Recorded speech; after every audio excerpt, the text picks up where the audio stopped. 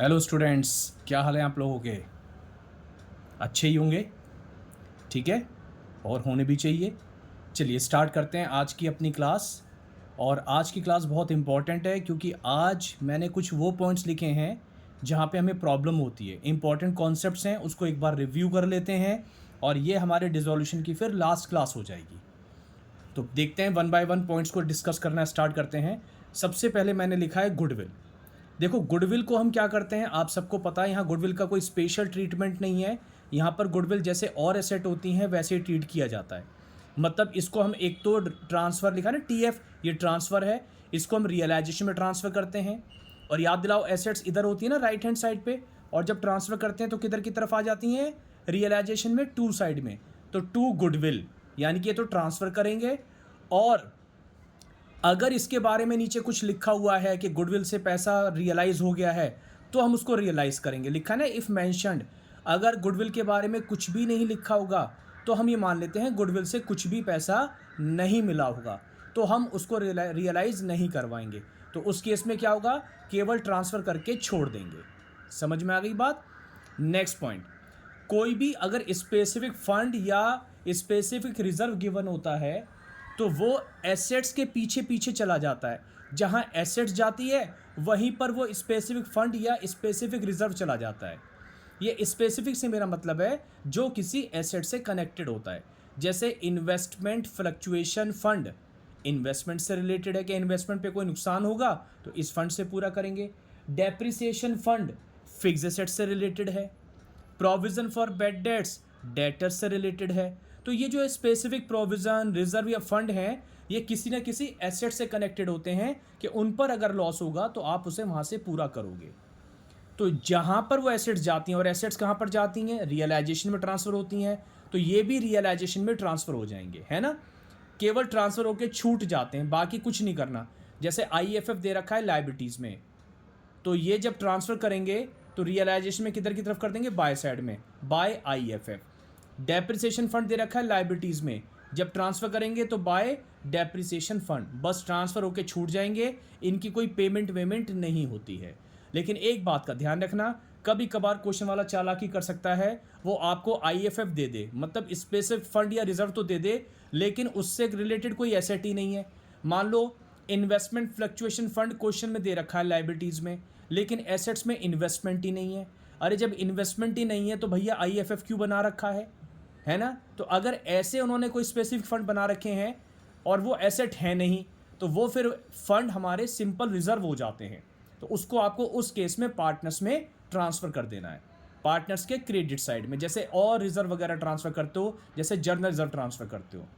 तो बात क्या समझ में आ रही है कि अगर कोई एसेट है और उसका स्पेसिफिक फंड है तो रियलाइजेशन में ट्रांसफ़र हो जाएगा, और अगर कोई एसेट नहीं है और तब भी वो फंड है तो पार्टनर्स में चला जाएगा। क्लियर?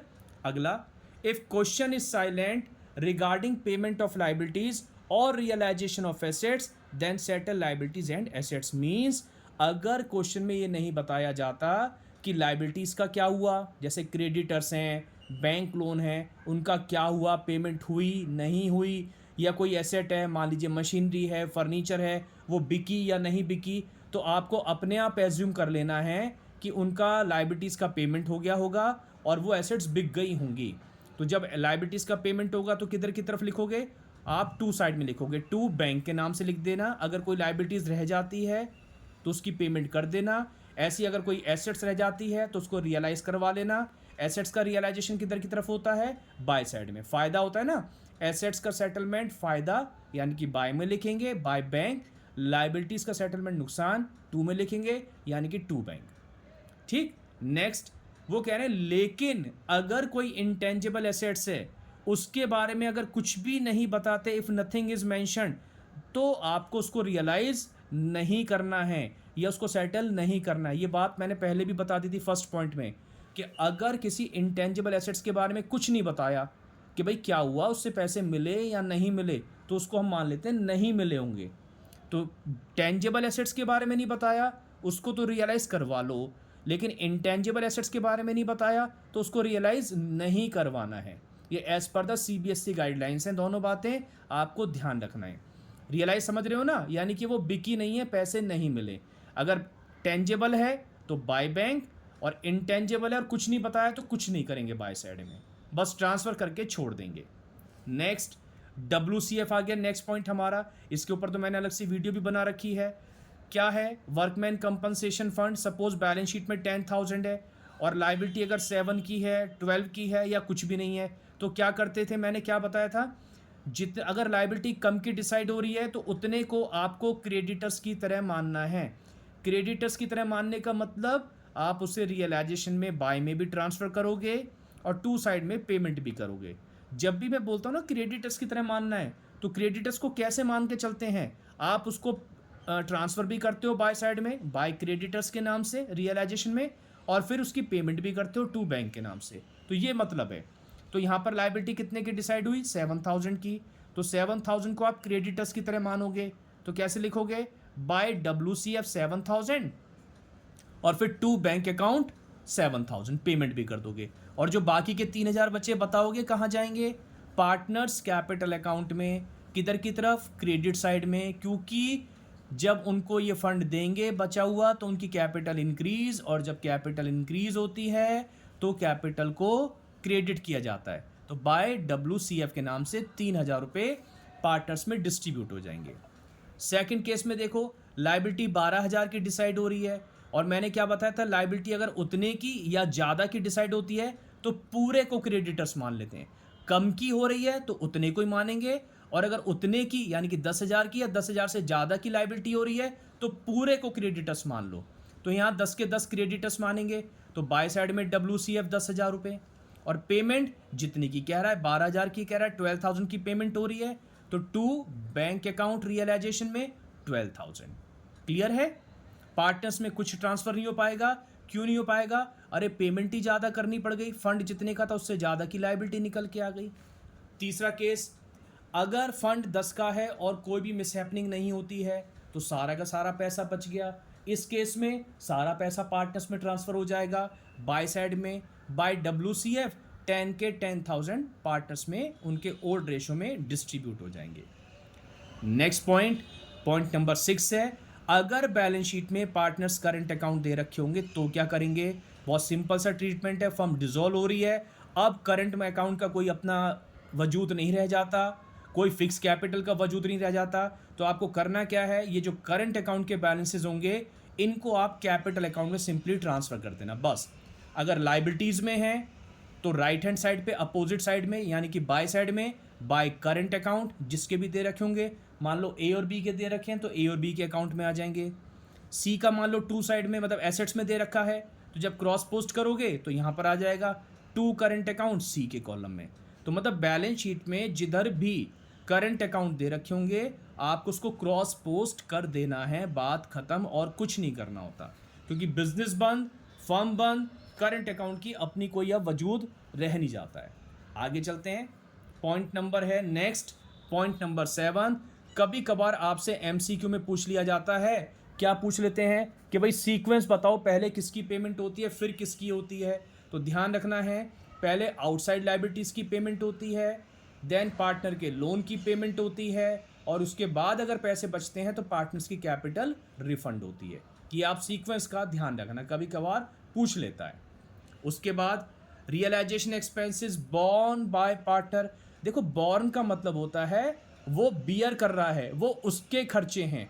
मान लो आपके खर्चे हैं तो कौन बॉर्न करेगा? आप ही बॉर्न करोगे, आप ही बियर करोगे, और पेमेंट भी कौन करेगा? आप ही करोगे। तो अगर पार्टनर ही बॉर्न कर रहा है और पार्टनर ही पे कर रहा है तो इस बात की कोई एंट्री हम पास नहीं करेंगे, है ना। अब इसमें मैंने फिर भी लिख दिया है और क्लियर करने के लिए, इसकी वीडियो वैसे मैंने बनाई थी, फिर भी एक बार और ब्रीफ कर देता हूँ शायद और अच्छे से समझ में आ जाए। मैंने लिखा बॉर्न बाय मतलब ये खर्चा किसका है, पेड बाय किसने पेमेंट करी, डेबिट किसको करेंगे, क्रेडिट किसको करेंगे, ये मतलब है। तो बॉर्न बाय फर्म, फर्म का खर्चा है, यानी कि फर्म को बॉर्न करना है, ये खर्चा फर्म का है। पेमेंट किसने करी? फर्म ने ही करी है। तो देखो अगर फर्म ही बियर करेगी, फर्म का खर्चा रियलाइजेशन में डेबिट करते हैं, ये फर्म का अकाउंट ही तो होता है रियलाइजेशन, तो फर्म का खर्चा नुकसान है, रियलाइजेशन में डेबिट करेंगे। फर्म पे कर रही है, पैसे जा रहे हैं, तो बैंक को क्रेडिट करेंगे। सिंपल, ये तो हम बनाते थे रियलाइजेशन एक्सपेंसेस, तो रियलाइजेशन को डेबिट और बैंक को क्रेडिट। फर्म बियर कर रही है, फर्म का खर्चा फर्म ने पे कर दिया। आगे पार्टनर का खर्चा पार्टनर पे कर रहा है, तो उसको फर्म से क्या लेना देना, तो पार्टनर ही डेबिट पार्टनर ही क्रेडिट। कहने का मतलब है कोई एंट्री पास नहीं करेंगे। पार्टनर ही बियर कर रहा है, पार्टनर ही पे करेगा, तो फर्म से तो कोई लेना देना है नहीं, तो इस बात की कोई एंट्री पास नहीं करेंगे। तीसरा, फर्म का खर्चा मतलब रियलाइजेशन को डेबिट करना है। पार्टनर पे कर रहा है, तो पार्टनर पे कर रहा है, तो यहाँ पर जब पे करता है पार्टनर तो उसको क्रेडिट करते हैं, उसका ये पैसा लौटाएंगे, कैपिटल अकाउंट इंक्रीज कर देंगे उसकी। तो एंट्री फर्म का खर्चा है इसलिए रियलाइजेशन डेबिट। पार्टनर पे कर रहा है, तो जब पार्टनर पे करेगा तो पार्टनर का नाम ही आएगा, सीधी बात है ना। पार्टनर बियर करेगा तो भी उसका नाम, पार्टनर पे करेगा तो भी उसका नाम। फर्म बियर करेगी तो रियलाइजेशन, फर्म पे करेगी तो बैंक। एक और देख लेते हैं, बॉर्न बाय पार्टनर, पार्टनर का खर्चा तो पार्टनर को डेबिट करेंगे। पे कौन कर रहा है, फर्म पे कर रही है, और जब फर्म पे करती है तो बैंक को क्रेडिट करते हैं, तो ए डेबिट टू बैंक अकाउंट। समझ में आई बात? चलिए आगे चलते हैं। नेक्स्ट पॉइंट है हमारा, कभी कभार क्वेश्चन में प्रीपेड एक्सपेंसेस होता है, यानी कि हमने एडवांस में किसी को पेमेंट कर रखी है, तो ये हमारी एसेट में नज़र आ रहा होगा। तो इसको हम क्या करेंगे, सिंपली जैसे और एसेट्स को ट्रांसफ़र कर रहे थे इसको भी ट्रांसफ़र करो, ट्रांसफ़र टू रियलाइजेशन। लेकिन इसको आप रियलाइज़ नहीं करवाओगे जब तक कुछ नहीं बताया जा रहा। भाई अगर किसी को आपने एडवांस दे रखा है, फर्म बंद हो रही है, तो क्या लगता है वो आपके पैसे लौटाने आ रहा है एडवांस जो आप दे चुके हो? कोई नहीं लौटाएगा। तो जब तक क्वेश्चन कुछ हमारे को हिंट ना दे तब तक आपको कुछ नहीं करना, केवल ट्रांसफ़र करके छोड़ देना है। ट्रांसफ़र किधर होगा, एसेट्स में दे रखा होगा ना प्रीपेड, और जब ट्रांसफ़र करेंगे तो क्रॉस रियलाइजेशन के डेबिट साइड में to prepaid expenses. Last but not the least वाली बात, लास्ट पॉइंट हमारा ईपीएफ, एम्प्लॉयज़ प्रोविडेंट फंड। ये हमारे एम्प्लॉयज़ का पैसा है, उनकी सैलरी में से काट काट के हमने रखा हुआ था। जब वो रिटायर करेंगे उनको ये पैसा दे देंगे ताकि उनको एक अच्छी खासी हेल्प मिल जाए at the time of retirement. तो इसको हम देखो लिखा हुआ है मैंने, क्रेडिटर्स की तरह डील करना है।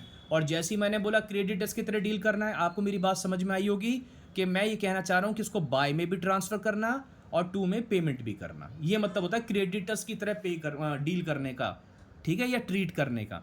तो देखो मैंने करके दिखाया, ये छोटा सा रियलाइजेशन अकाउंट का फॉर्मेट, पहले ट्रांसफ़र किया बाय ईपीएफ, फिर पेमेंट करी to bank account. I hope आपको इस सारे के सारे पॉइंट समझ में आए होंगे और आपके लिए कुछ ना कुछ ही वैल्यू रखते होंगे। अगर ऐसा है तो प्लीज़ लाइक कर दीजिएगा और शेयर कर दीजिएगा अगर आपको अच्छा लगे तो। मिलते हैं किसी और वीडियो में, तब तक के लिए थैंक यू।